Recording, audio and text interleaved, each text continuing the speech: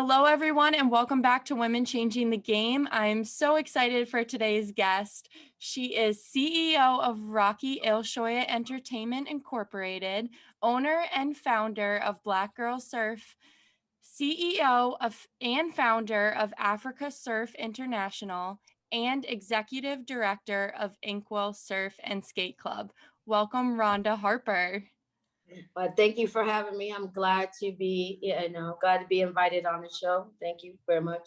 Yeah, thank you for coming on. So you're in South Africa right now, right? Which is completely different time zone. Yeah. Is that where you're living? Yeah, currently, yes. And I haven't Yeah. gotten used to the time zone yet. Like I just left Senegal, so I'm still kind of jet lagged from the two. There's only 2 hours difference, but it means a lot, especially when the winter is changing and the summer's going to winter. It's confusing. Yeah. Yeah. Jet lag and all that. That's a lot.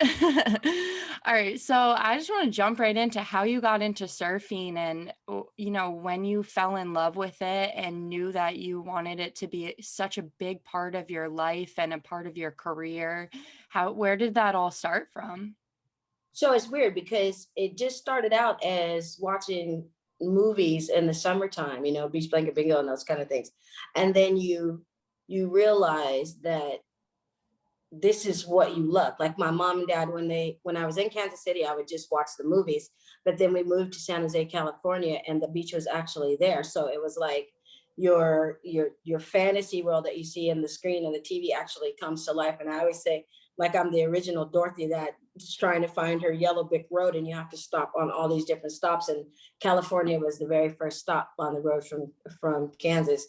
And I remember not even wanting to go to Disneyland. I rather like, can you drop me off at the beach and like come get me later? Like I didn't want to be, I wasn't a kid like that. I just wanted to be in the water. And I was already a swimmer. I started swimming when I was like 4 years old. My dad made sure that all of his kids, because he was in the Coast Guard and he was in the military, he made sure that all of his kids had life-saving skills, like, just personal skills in your life. Even down to check writing. We all had jobs. I had a paper route when I was 7 in Kansas City. So I already knew money management. I was already an entrepreneur. Wow. Started from out of the womb. You were just ready to go. I was ready to go. I'm in the Black Brady Bunch, right? So I have 3 brothers, 3 girls, 3 boys, and I'm Cindy. So you have to catch up with Greg. Like Greg was doing the most. He was driving, he was driving. He was already driving a Thunderbird. He had his own job. You know what I mean? And so he's like 8 years older than I am. So at like 16, he got his first car. It was like it's just a big deal. And so as a little kid, when you're that young, you're like, I want to be like him.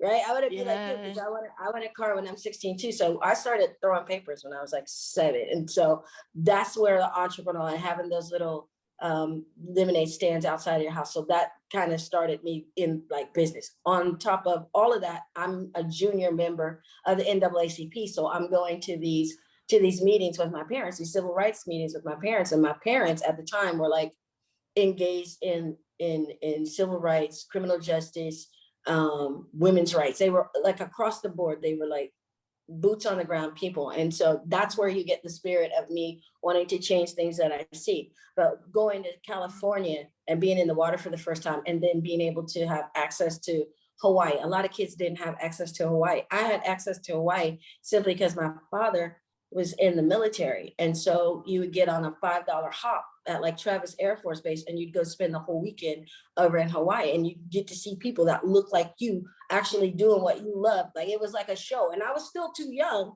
right? I was still really young going back and forth to Hawaii. So I wasn't at that level of even skill set, right? Yeah. But even when I was throwing papers, I was going already and buying surfing magazines. That was like the thing. Like I had a skateboard when I was 7, so I was total skater girl, and did BMX. I had an Evel Knievel bike when I was like 10. Like I've always been like an active sports type chick, Yeah. That's so cool. I miss the days. I miss the days of buying magazines, and that was like exciting moment. Yeah. I mean, even for a minute, they had a couple girl magazines. I was all excited. Like, and then you just, when I went to Hawaii, I tell everybody this, when I went to Hawaii, my parents had this chest this whole chest. They give all girls, they put like the sheets in there, some pepper and salt, things that you're gonna survive when you go off and you get married or you go off to college. And I took everything out of there and I put all surf magazines and some graffiti journals that I had already been doing and some poetry and my art equipment. That was it. That's all I took. I was like, I'll get clothes when I get there, right? And so when I eventually end up in Hawaii going to school when I was 15. Oh wow. My sister was going to Chaminade University. I was going to Kahuku High School, and I was living at the Turtle Bay Hilton at the time. And there's only three things I tell everybody. There's only three things to do at Turtle Bay Hilton, especially at that time because it was all blocked in. So once you came in as a kid, you were just, there's gates there. You're not getting out. Nobody's coming in. It's one of those things. So you have three things. You have golf. I wasn't that old yet.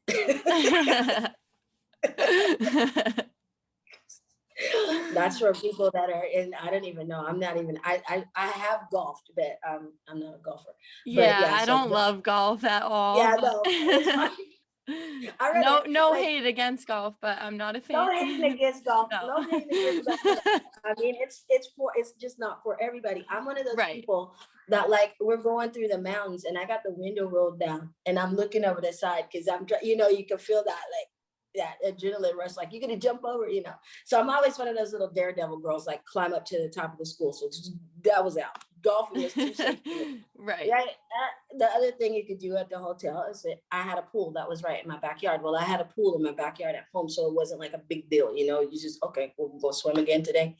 Yeah. But the big thing that was in my backyard was the ocean. So I had the beach in my backyard, like not even 2 minutes, like in a resort. I'm locked in. I'm a little kid. Well, I'm not a little kid. I'm a young, as I told my mom, I'm a young woman now when I moved over there. Like, she wasn't going to tell me nothing. Like, I'm going to be 16 when I get there, that type of vibe. So I was very angry. I was a very angry kid that grew up, in predominantly white area. So I was always angry about, not, just the atmosphere. Yeah. And so when I got to Hawaii, I used to go and I used to sit up on the hill, just trying. I know why my mom sent me over there now because I was so angry. She was like, I'm gonna go let her sit over there and cool down. Like I needed to like bring it down a few levels. And because she was scared that I was fighting so much because of being at predominantly white schools, that I was always fighting. So she was like, either this kid's gonna go to jail or she could get killed, something's gonna happen to her. Send her to her sister. So now I'm there. There's nothing to do. I go and sit there and I can feel myself just sitting there at the beach, like calming down. You could just feel it, right? You could just feel yourself. Peace. Like, it was like so peaceful. It was like, and I knew I'd already been attracted to the beach since I was like 7. So I would just sit there days and days. And sometimes I'd just be zoned out, like just not even paying attention. And Magnum PI was there and they were filming. I remember that. You should do it all the time. And I would go up there sometimes, but then, after a while you do it, it's boring. But this one day I must have been dozing off because this guy came right up to me, just walked right up on me. And he was just like, do you want to go tandem? And I was just like, okay. So I have the magazines and everything, but I'm not reading like, like, I just want to see the pictures. Like I'm just taking Tom Carroll and Tim, and then putting them on the walls, that kind of layered Hamilton on your wall. It used to be a centerfold. So I wasn't really paying attention. So tandem, I was lost. But then when he explained it, I understood because boom, I remember beach blanket bingo. Annette Funicello was in the front. Frankie Avalon was in the back. That's tandem. We know it. We got it now. But that's not how it turned out. So I end up getting in this accident, this what I call a bathing suit malfunction while I'm surfing, and I decide that I'm never surfing again at all. Period. Oh my gosh. I'm done. Like just a tandem, just on tandem day. I'm 15 years old. I have a bathing suit malfunction in front of like guys and all whoever else was out there. And I'm just like, I'm never gonna. I was so humiliated. I was like, I'm never gonna do this again. You know how you do that when you keep throwing a fit. You just throwing a whole fit. I think I even called my mom. I was like, Mom, you're not gonna believe this. But it was really, for me, it was a traumatic situation because you're coming into that age where you're all self-conscious, right? I'm already mad about a whole other bunch of stuff. And so to add that on top of it, I really did. That age. I took it hard for like the first day. I think I cried. And then like a couple of days later, I was at school and somebody was like, you want a board? I was like, heck yeah. You were ready to go again. Yeah, I was on round 2. I was snapped out of it. real quick, Snapped especially out when of it so quick. yeah, I snapped out of it completely, like bing, like I was done. Um, and then when I look at it now as an adult, I'm thinking in my life that I was doing my own therapy at this time because I was at the point where the smack of the wave was the healer, like just getting beat down by water. If you I don't know if you surf, but if you surf, you know how many times you're gonna get hit with that water. And you just and I think it was like refreshing me, like snapping me back into reality. Because when I came back, it took me 5 days to learn how on a shortboard to Oh, learn how wow. to surf. And that's because I was a skater. I mean, when It's you quick. skateboard, Yeah. you just you know Same thing. it's almost like a natural progression. Or if you Yeah. skateboard and somebody go, do you surf? And you go, no. And you go, what happened? Like, Does like does snowboarding go along with that? Because I snowboard, yeah, it but I does. don't. Yeah, Okay. it does. It does because it's pretty much the same thing. You're just on a Yeah. shorter.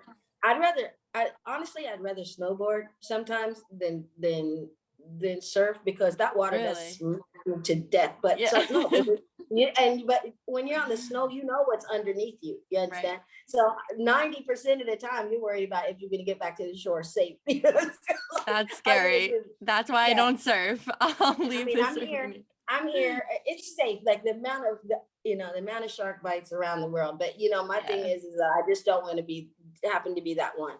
And it's happened so close to people that I know. So Wow. I'm like, yeah, no, we don't Yeah. want to do that. But here in South Africa, they have this shark spotter. So I thought I'm from Kansas, and then we're talking about tornadoes. We're still on Dorothy Road. I come out here and I hear the same siren, the Oh, same siren wow. Yeah. as a tornado, It's- and I'm looking for the tornado, and they're like, shark, everybody get down. Same siren, different different place. Just this time sharks, not tornadoes. That's I said, why is crazy. everybody getting out of the water? It's a tornado. They're like, no, shark. Oh my gosh. That's crazy. All right, I so mean, you seem yeah. to have like you just a crazy like childhood that's like very fast moving, and you just got right to everything. So have you Mhm. taken just maybe time management skills and balancing all of this stuff? Have you taken that now into the real world, and what are tips that you have to balance all of these things going on in your life? Okay, so have I balanced it out? Yes, I took a month off. I'm actually just off vacation on Monday. Oh, But nice. I took a month off to just kind of do things for me, like Yeah. settle in the fact that some things I deserve, right? I deserve peace. I deserve to reset. I deserve, and I wasn't thinking that because all of this goes so fast. My life goes so fast. There's always a problem. We'll wake up to one in the morning. We have 10, almost 11 camps now. And, when somebody else is going to sleep, one of us is getting up. So it's a constant thing. And so I didn't know how to balance that for 18 years. I was just working, working, working. Even Yeah. when I was ill, I was working, working, working. And then this time I said, it's time for me to do something for me. So what I did was I've been in Senegal for almost a year and a half. Brought myself out of the country into South Africa, right? In a whole other world where I was going to have to live by myself and I was going to have to restart everything all over again, just like I did when I was stuck in Senegal. And I did exactly what a person should do. This is what every person should do. Find a place where you're going to be comfortable, even if it's an Airbnb and it's something that you're going to manifest at some point.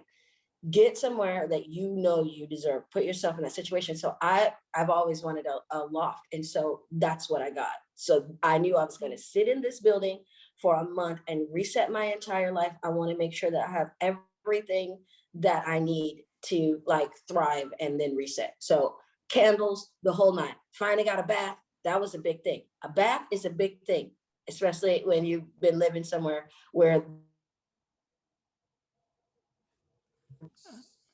you're still there. My phone is Yeah, ringing. there we go. Everybody's calling it. Everybody is waking up. Um, Jamaica just woke up. Um, You are a busy woman. I told you, it was two calls at the same time. It was Jamaica and it was Senegal calling right Oh at the my same time. gosh. Yeah, so see, in real life, we did you see that we can't even sit down and have a conversation Yeah. without an interruption from two different countries. But this is the life, and it's a beautiful life. I would never want somebody to say, oh well, she's so busy that she's not enjoying it. There was a point where I Right. thought I was never going to enjoy this, right? Because everybody Yeah. goes through those bad things, and this is Yeah. where balance comes in. So then when I came and I reset myself, then I was able to um accept other things, right? Because I had blocked Yeah. myself off. I was so overwhelmed by the work. When I found out that I had reached that point where the offers were coming to us, we all we had to do was just sit here. We didn't have to hustle so hard. We didn't have to do the things that we had to do, and I had time. Then I found the balance where I needed to Right. be. I moved right into, and I moved from one place that I knew is very, for me, um, where I live is very important. How I'm, Okay. Yeah. what the environment I'm in is very important. Definitely. Like I needed to go downtown and have that busy, meet me. I needed to hear that because I'd been sitting literally on top of water for a year and a half, and all you heard was waves. So then I needed to hear cars. I needed to hear the police cars and reset myself back to the city. Now you're no longer in Senegal. You're now in another place. So just resetting every little piece of my Yeah. life, even down to the fact that my clock now has 2,200 hours on it instead of, you know, Mhm. 4 o'clock, or 11 o'clock, and Do just the basic little things like that. And it'll, even with jet lag, just, you know, And then do you back find then, that helps your creativity when you give yourself more time? Because I find when I'm very busy or, not focusing on myself and giving myself that time, I kind of lose a little bit of creativity. I do. I need that. Yeah. Yeah. If I sit still, this is what I keep telling my girls too, because there's a couple girls that they're not okay in their own space. Like they have to be around somebody. And I said, once you get to that point where you can just be and let whatever happens around you happen, then Yeah. you have that peace and motivation to move on to the next thing. You've already cleared your spirit, whatever you're gonna do. Now you're on to the next thing. And since I've been here like 30 days, we've done uh, the kind of business that we do now is a little bit different than when we first started. Because when we Right. first started, we were just getting girls into competition, and now we're at the point where we're getting them sponsorship and movie deals and other things like that. So bringing all of that, you have to be focused. Yeah. You True. you you have to stay focused, and taking that time out is essential. I get so much more done. I've done more in the last 30 days than I did in the last 6 months while I was in Senegal. And that's a That's fact. great. Yeah. Just taking a month off. Yeah. My sister was calling. I was like, nope, I'm not. I mean, people were calling. I'm like, nope. Time off. Nobody call me. And I Turn your wasn't phone on airplane mode. exactly. I couldn't, because I was trying to readjust Yeah. to the time zone and everything. And my phone is, if you see my phone is Yeah. ring, ring, ring. Yep. I had to, nope, everybody, Yeah. click, decline, decline, decline, decline. Now I But you hear need that Haji go. time. I Yeah. need that time. I told Haji, she said, I called you a million times. I go, I know, I declined it like 3 million times.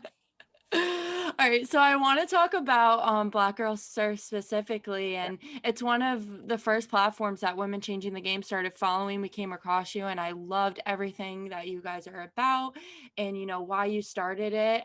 Just for everyone who doesn't know, it's a nonprofit surf performance training, coaching, and surf therapy program for girls 7 to 17 years old, right around there. That's correct. That's All correct. right. And it is changing the visuals for the next generation of girls and women surfers. Kind of talk to us though about the surf therapy and what that entails. That interests me. And I think you kind of talked about it before, just being yourself in the water and Exactly. And finding who you are. Um, yeah. Surfing is an individual sport, right? So Hmm. when we use surf therapy, especially going into competition, and you first of all, you're starting off with Black girl surf. So now you're introducing people who haven't been included into this, um, profession in the manner that it's being done right now. More Black women are being recognized than I've ever seen. Like when I first started, there was like maybe two people that were recognized, and that's it. Um, but when we first started this,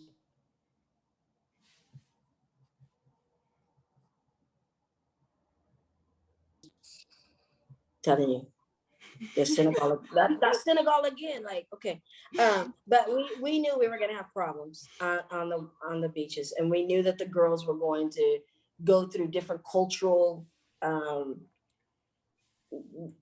differences, right? Yeah. And so we, especially them being from Muslim countries, and now you see the hijab and the traditional dress, it's something that's going to be different that's entered into the space, right? Um, and so we're preparing the girls for those kind of confrontations and them understanding and being aware of who they are. They are representing themselves and their countries, and they're representing their teammates, right? And so you're going to get it. I hate, it has to be done, but I almost hate when the girls go up on one of the sites, like one of the WSL sites. I mean, this is something that has to be done, and they need to go on Hurley sites. But then you see the comments underneath there, and they think that these girls don't pay attention. These girls are getting attention for the first time, right? Yeah. And so here comes the negative, racist, all these different things, and these girls have to read it. This is why we input surf therapy. When you come from a different background, you have to be prepared for what's getting ready to happen. I mean, if you see it written, on a comment box, then these people real life are going to say something to you while you're out there in the world. And so Right. we try to prepare the girls, and that's why we implemented surf therapy, so they would be Okay. proud of themselves as little Black girls going into this thing. Yeah. I say this for all girls, but specifically little Black girls who seem to be um not judged more than any other girl. They're judged more, and that's the way they dress, way they talk, and this and that, they get judged more. So when I say Black girls surf, we want to, it doesn't mean that we're not including other girls. We're saying that we're focusing on Black girls because they've been excluded for this amount of Yep. time. And so this is why you put surf therapy in there, so these girls understand that you have to be proud of who you are going out. We've Yeah. had instructors that will list, like, all of their nationalities. If they're mixed, I'm mixed myself, but I don't mention that. What I say is that I'm a Black female, because visually that's what you see, and visually is what people see first. You can go and tell them all 8 of the other, you know, mixes later, and they'll be like, oh, okay, but they saw you as a Black woman first. So I'm Black at stage one, and that's where the field I'm working in. So, Mm-hmm. and a lot of people are like, why aren't you doing this for everybody? And I absolutely am across the board. I have solidarity and surf and all this, but I really do want to focus on our girls, because they are the next generation of leaders. And if we're going to bring in leaders, we have to bring in strong leaders. So that's why you add in the surf therapy.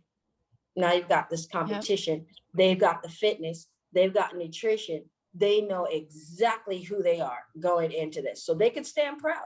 Because I used to see girls, and at the end, they'd always have one African girl. And if you look at the photos, and all the girls are all hugged up, got their trophies, and they're hugged up like this. And then you see the one little Black girl's kind of leaned out like she don't fit. And it's Yep. across the board. I mean, it's Yeah. just something I think that is a little bit instinctive somewhere. And But especially in surfing. So I think that's why Black Girl Surf is great, because you want representation. And I know that's what you're all about, showing representation and showing that you can have role models that look like you. And that's kind of what we want to do with Women Changing the Game too, just knowing that you can have someone to look up to. And I think that's mhm. really important. So I know that especially in surfing, like they've probably faced hardships, and what is the change that you want to see, and what does these changes look like for the future of surfing, and what Black Girl Surf is trying to implement to make these changes and see these changes and have role models that look like them and all of that type of stuff. So what we say by changing the visuals. It's changing the imagery, right? We've had blonde hair, blue eyes for so long. That's what we think the surfers are. But then you hear, okay, secondly, you hear about Hawaii. Okay, Hawaii is granite. Then you hear all of these other things, but there's no history on the African soil, and that's where we have to start, right? So when we're looking at when we say change the visual, if it's always been a certain way, why can't it be this way and sell the same product, right? What are you trying to say? What is the consumer supposed to think? And what are you as the company, what are you trying to represent? Because if you're only representing one person, then you're eventually going to run out of money, because you're not, that same person's not going to continue. I have this hoodie now. I've probably had this hoodie for maybe 4 years, right? But it's mine, right? If I find something that I love to death, I'm not going to go out and buy another. I'm not going to go buy another Black Girl Surf hoodie. You know what I mean? And so after a while, Yeah. you run out of customer base, right? You kept selling to the same people. Now your sport is dying. You have to diversify. The only way you're going to be able to make any kind of money is to diversify. Well, that's where Black Girl Surf comes in, because we're training those girls, and on the other side, Inkwell boys, to come in and fit in those areas. You try, oh well, you don't think that they look dynamic in a water shot, in an action shot? Well, here it is, right here. We have them right here. We have this girl, Haju Sam. She's already changed the face.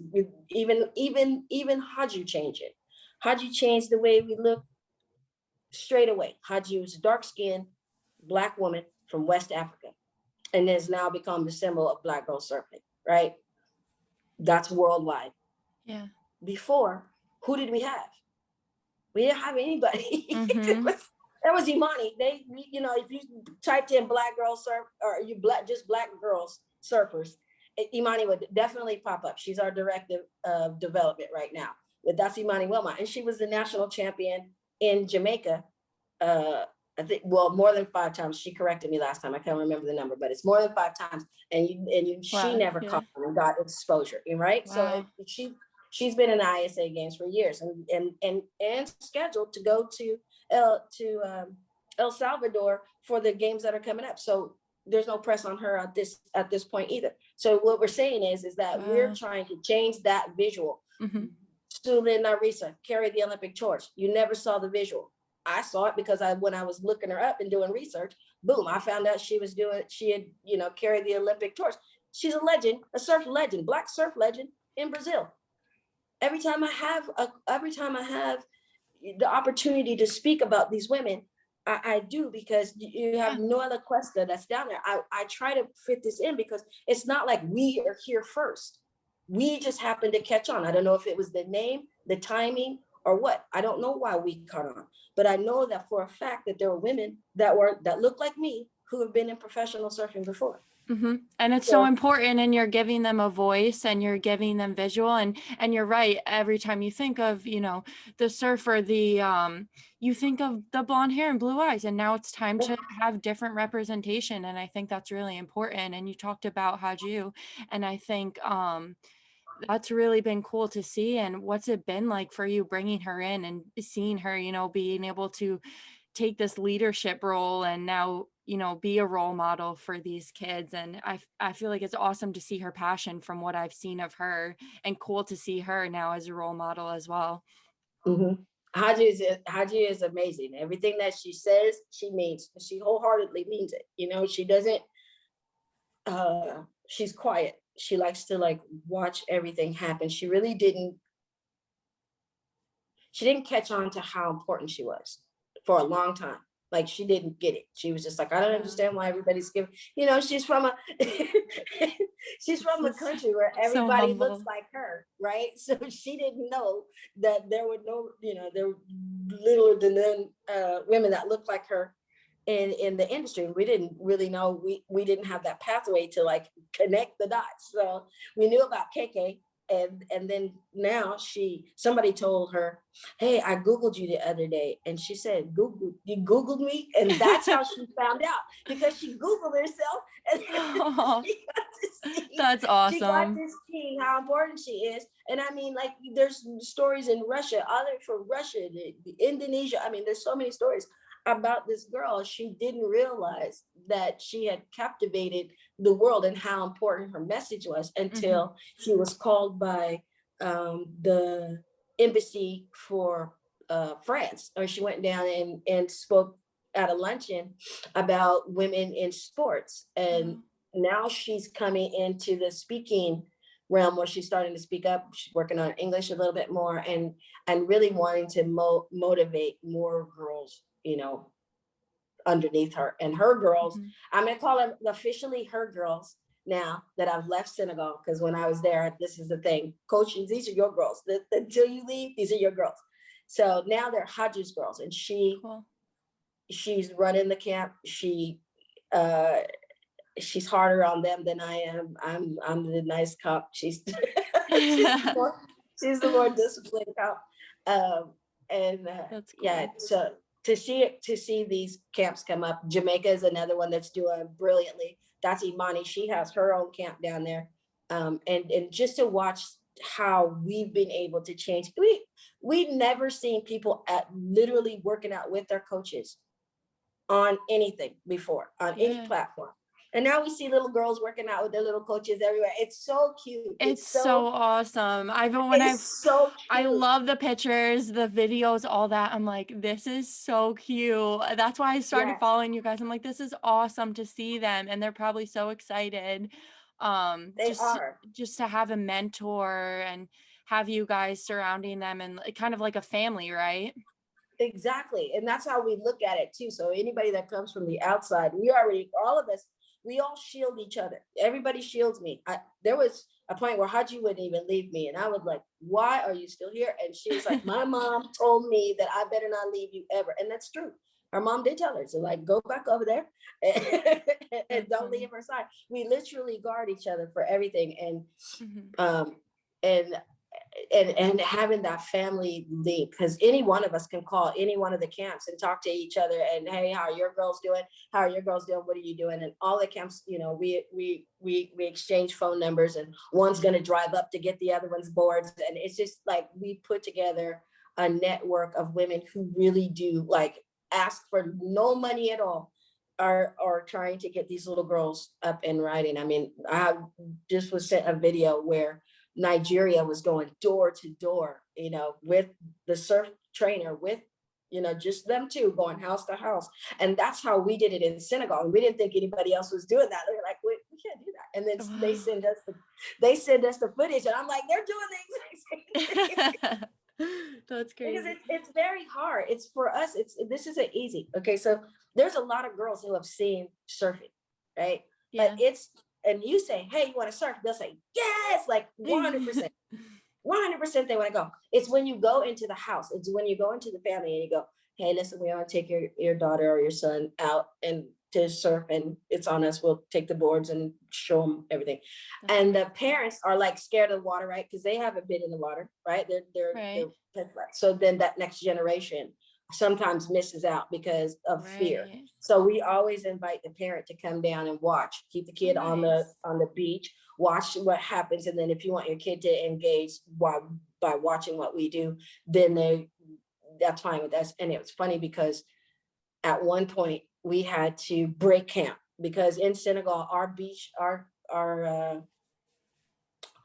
school is in Yoff, and then we live in Hatahele. Hatahele, I feel like it is like children's central. There's so many kids. And when we said we were coming, like we would wake up in the morning and there'd be literally 30 or 40 kids in our front yard. Wow. Our Wow. landlord used to just be like, oh my God, like, Why? it's just like, why are there 30, 40 kids Did you at know your that house? many were just gonna show up or Soon as they saw, as soon as I got out of the taxi, it happened here in South Africa too. As soon as I got out of the taxi in Gore, somebody screamed, "Black girl surf!" So they already knew. yeah, So then, that's so great. when I moved into the village, at you can't walk through the village without like 30 girls, Rhonda, and you got to smack every one of them's hand That's and do a little awesome. thing, Yeah, and they just want to be part of it. And we keep telling them, that's hang so on. So cool.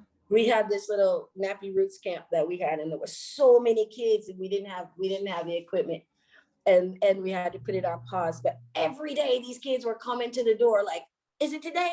Is it Yeah, like wow. they was So, like that? like, you're like a role model to them, which is really cool and, nice for them to have.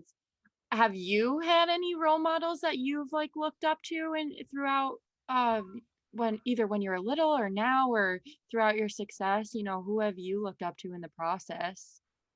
I think there's one. I'm and I never say this. I never say this. Through all the stuff that I was going through, um, when I was in high school and being in this particular school, Yeah. uh, and getting into fights and getting into trouble, there was one person that helped me maintain some type of sanity going through this. And her name is Gail Fulton. It was one of my teachers. And she like latched on, and I'm not kidding. I don't think I would even graduated from high school if it had not been for her. So I always, especially as a teacher myself, as an educator myself now, I understand a lot more about how children work because I was that child. So if I watched how she methodically got me through the troubling times, whether she was using art or just talking or joking around or coming to my job or whatever, she was that person, Yeah. that role model that I had, other than my mother and my father. That was Gail Fulton, and she just happened to be, and she was a white woman, so it kind of, that kind of calmed me down on thinking everybody is like that, right? Okay, That yeah. when you think everybody is like that, and then you have Gail Fulton, and then everybody's not like that. There's a lot of people that are, but she's definitely not one of them. And so I felt like I had um, a link Yeah. to this other, a safe link to this other world that I was Right. living in. But yeah, I remember not being invited over people's houses because I was Black, all kinds of stuff when I was younger. Wow. And so So when so you've does been, that kind of did that play a factor in now starting Black Girl Surf and Africa Surf and just wanting to bring about that change, knowing how you grew up in that way and feeling that type of way. Mhm. Did those feelings make you, really come out when you started these Oh yeah. organizations? Yeah. Oh, oh, yeah. Oh yeah, definitely. That was matter of fact, it was the main reason, especially with Africa Surf International. Yeah. I was already taking kids out, and then it was a diverse group of kids from Santa Monica or East Los Angeles or somewhere, and I would bring them to Inkwell Beach, and we'd have beach cleanups and education and all these other things. So I was doing that in 2005. When I started Black Girl Surf was out of, I've been doing this now for years, and I'm still not seeing us represented, right? So on any circuit. And so I'm saying, okay, let's put Africa Surf together, because Africa Surf is the platform that we're going to use as a showcase for Black talent, right? So then the sponsors could see, because you're not seeing it anywhere, Yeah. that you could see that there was talent all over the world, because I was getting pictures from all over the world from these Black surfers, whether they were in Africa, just different places of Africa, different places of the Caribbean, just different places around the world. And they would send me the photos and like, Rhonda, can you put my photo up, blah, blah, blah. And I'd be like, okay, well, let's do something about this. Let's actually start helping. Like, you can't just keep talking and complaining. You have to like start doing at some point. And Yeah. I didn't see anybody. I'm looking to the left and to the right. Nobody was doing it. So I said, hey, look, I'll do um, it. Yeah. I'll do it, and I just had to see, because my whole thing was, is I kept saying that, the only thing somebody can say is no. I can tell you what I see in the future, or how I feel. And the only thing you can do is either help or say no. Those are the only two things. Yeah. And it took a long time, took 18 years for that to happen. But like I was telling everybody else, you don't need to be the first. I never wanted to be the first of anything, right? I Yeah. only wanted to be the best at what I do. My mom said, if you're going to be a surfer, like, you're going to have to be the best surfer out there in the world, or you're going to have to be a lawyer. So you have to make your mind. And I said, Mom, I mean, That's I said, pressure. Mom, exactly, right? And I said, she was an attorney, so I had to be an attorney by natural selection, right? So, um, and I'm like the wildest one, but I was the most argumentative, and that was, Mhm. I would never let something go. I would always Right. get to the point. And so she was like, no, she's the best lawyer I know. Um, and, and before she passed away, because I was training Haji at the time that she passed away, and she was real mad about me taking time off and doing that. And then one day we were watching CNN together, and she saw me and Haji on CNN, and she understood as they're navigating and talking about what it is actually her daughter does. Because right now she just thinks her daughter is a surfer that goes to the beach and gets drunk and comes home, and that's it. That's that picture that moms have of surfers, Yeah. right? So she just thought I was wasting my life away. And then she saw me, and this was like a couple days before she passed away. She sees me on CNN. She looks over at me and she goes, "Dang, kid, you did grow up like me. You grew up to be exactly like me." She's like, "I didn't get it, but now I see you are out Yeah. here for Black women and Black girls." And I said, "Yeah, Mom. I mean, I got it from you. What was I supposed to do?" Yeah. And the work ethic too. Wow. And the work ethic is just like my mom's too. I'm not kidding when I say this. And I mean, this is in all seriousness. I'm not going to be like my mom. She gave me the example of who not to be, because my mom was working for other people for so long and not Mhm. getting things.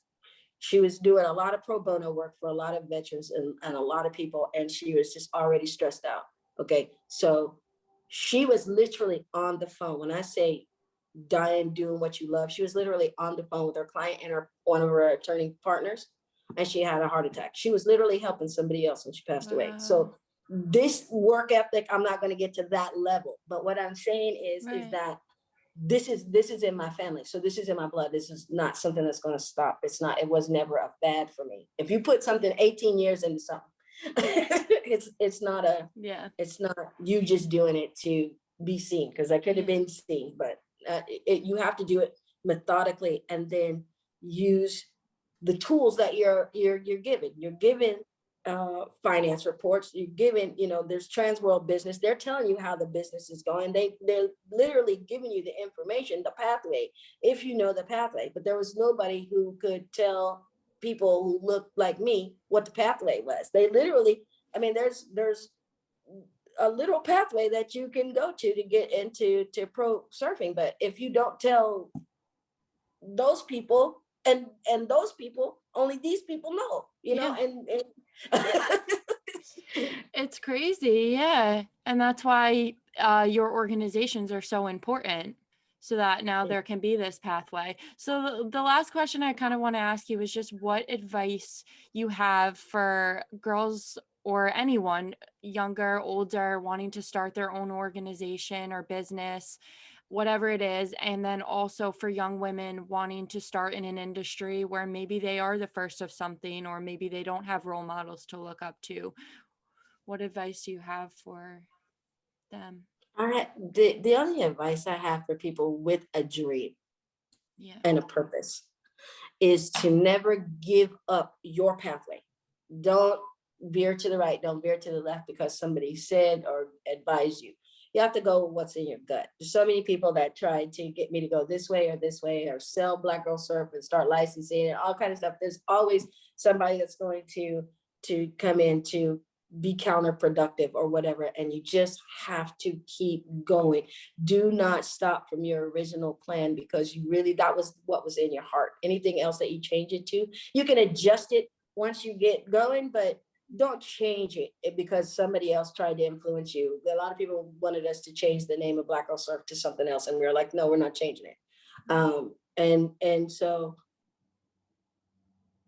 if you're true to your purpose, if you're true to what you believe is right, in the end, you're going to get exactly what you want, exactly the end goal. I have exactly what I manifested. There's nothing added. There's nothing that's been subtracted. It happened exact way that I was hoping that it was going to do. And I can't be more thankful to the people who've been around me, who have kept me going.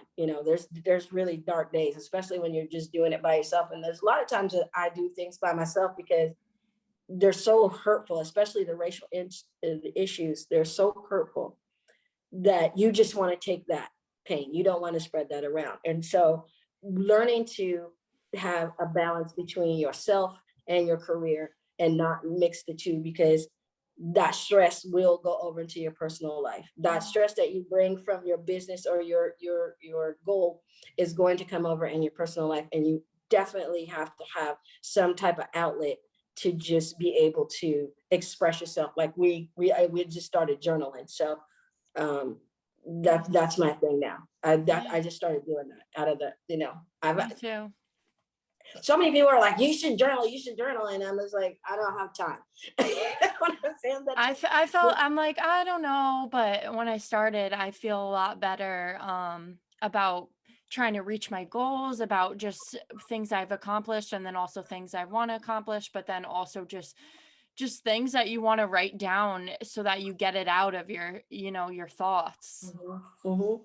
And they Yeah. may never make the light of day anywhere. Just your thoughts. And at the front of the journal that I have, it has like check all that apply. And the things that you check off is hilarious, because some of them are like, just want to write crap down, or Yeah. you want to doodle right now. It's some funny stuff in the front, and that's usually what I do anyway. So I start journaling, and then all of a sudden I started designing a shirt or a dress in the middle of it. But whatever, it's Wow. in there, Yeah.